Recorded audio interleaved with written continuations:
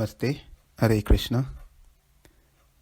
Chapter 2, Sloka 40. Nehābhikrama-nāśo asti pratyavāyo na vidyate sv-alpam asya dharmasya trāyate mahato bhayāt.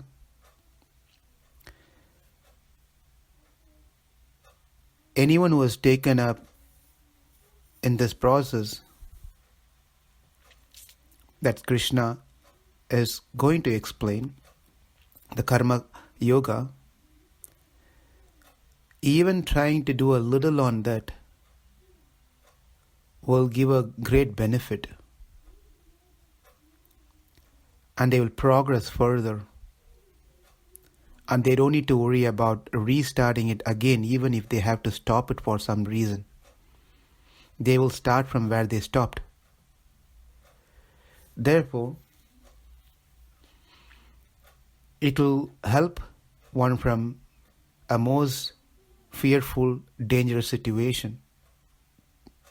Trāyate mahato bhayāt, a danger or a fear. Sv-alpam asya, even little endeavor, little advancement will help one to be protected. While we are driving on a highway, there are different lanes that we can choose. Likewise, in the spirituality as well, we have different lanes in the highway going towards God, towards the spiritual world. Each of these lanes are named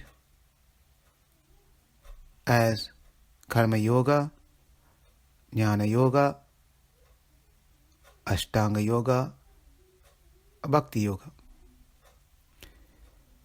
Whatever lane we pick, we should remember that one has to be in Krishna consciousness,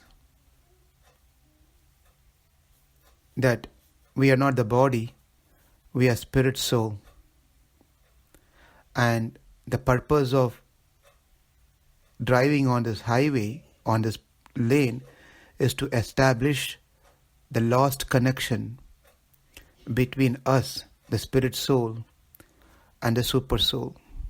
That's Krishna, Paramatma. While one has this knowledge and performing these activities, that will bring a clear consciousness, chitta suddhi, purity in one's existence.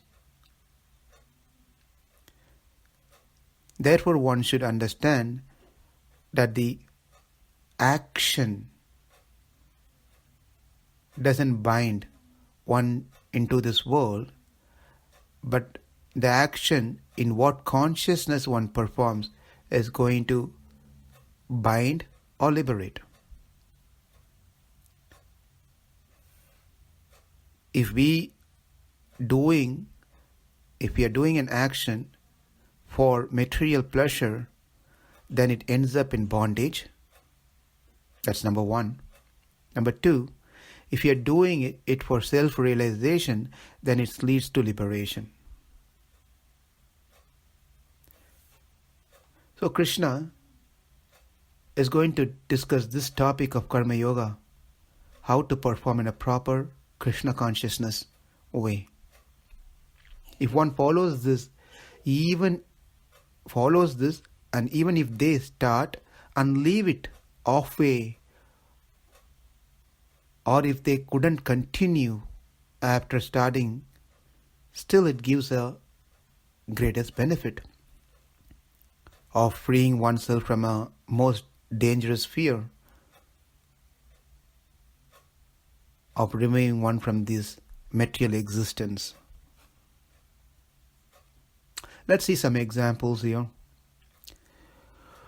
In general, in the world, when we start any projects which is for material gain, or even for any religious acts like fire sacrifices, fasting, puja, etc. If it is not fully completed, it's not going to give the required result. When we start a project, it has to be completed and it will give us a result. It's a common thing that we all know.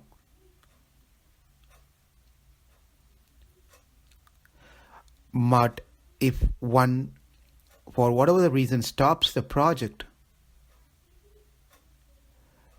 things that's going to happen is, first thing is they are not going to get the desired result.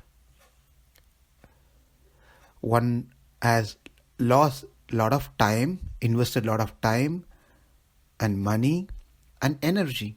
Everything is gone for waste. But in the process that Krishna is explaining here, even if the person stops without completing it, it's going to add benefit. There is no negative result. Pratyavāyaḥ, there is nothing going to be lost. Time is lost, money is not lost, the energy is not lost. How do we understand this? Let's see some examples. A farmer who's working on his field, agricultural field, sows the seed, then he put the fertilizers, he waters continuously, regularly, and after some weeks or months, he becomes lethargic and he stops doing his daily duty of taking care of the land, agricultural land. So what's going to be the result? We know the entire harvest is gone. He's not going to get anything. Waste of money, energy, resources, and even no result at the end. That's how the things works in the material world. Another example is, say if someone is swimming on a fast flowing river and he wants to cross from one place to another place across this river. He jumps into this water. He swims. Halfway through, he decided not to swim. Well, he's going to drown and get killed. So we can see in the world, when we start a project, we have to complete it. Otherwise, we are not going to get the result. It's just waste of everything. And it's a risk also if you don't do it. But Krishna says in the Karma Yoga, one who is working in the Krishna consciousness way, even if one starts and stops, there's no loss in that process. Like a man who started construction, for us to understand this with another example, say a man starts a construction, building something on a land. He puts a lot of money, energy, he digs the ground, puts a foundation, strong foundation, he brings it to the level of the ground, foundation, the cement and everything is ready, is put, leveled.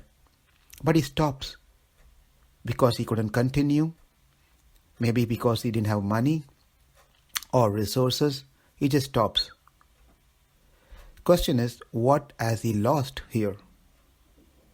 The truth is, he has not lost anything. Once he gets a fund or resources, he's going to start from where he stopped. It's going to be much easier for him. He doesn't need to do anything from scratch. That's the assurance that Krishna gives to all of us.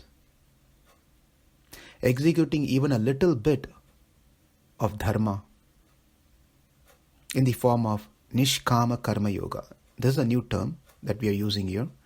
Nishkama karma and sakama karma. Sakama karma means where one does certain act with expectation of returns. Therefore, one performs an act. Nishkama karma is one which one does but not expecting anything in return. So Krishna is telling to perform, Arjuna to perform, and to all of us to perform a nishkama karma yoga.